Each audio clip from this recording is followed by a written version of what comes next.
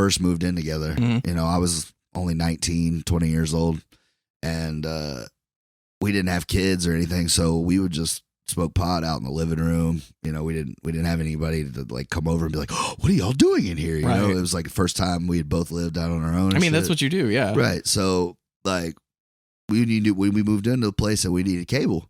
So it was like in the early days of Bright House, bro, where like you could get a guy in there. And, you know, I'm thinking about it, like if you think about back then, like the amount of power these fucking guys have. Oh, yeah. Because like he flexes it a lot in this movie, man. Mhm. Everybody wants free cable, Mhm. you know, or a better cable or whatever. You know, everybody wants to have that inside thing. Yeah.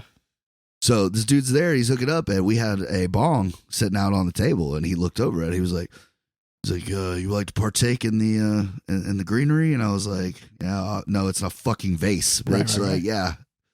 He's like, you know, man, if you let me take a couple puffs off that bad boy, I hook you up with all the movie channels for free. He's like, Bright House may find out about it and cut you off. He's like, you'll probably get at least a month out of it. I was like, fucking bro, rip up, dude.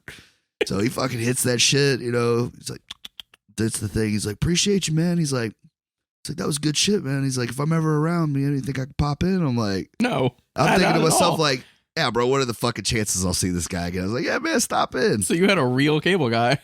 So crazy thing is, everybody in my fucking building had Bright House. So I saw this guy like every other fucking day, dude. And he would just knock on the fucking door. Hey, man, what's up? And then like, when they would cut the movies off, he'd come by and he'd be like, they cut your movies off. You want me to turn them back on? Let me hear that.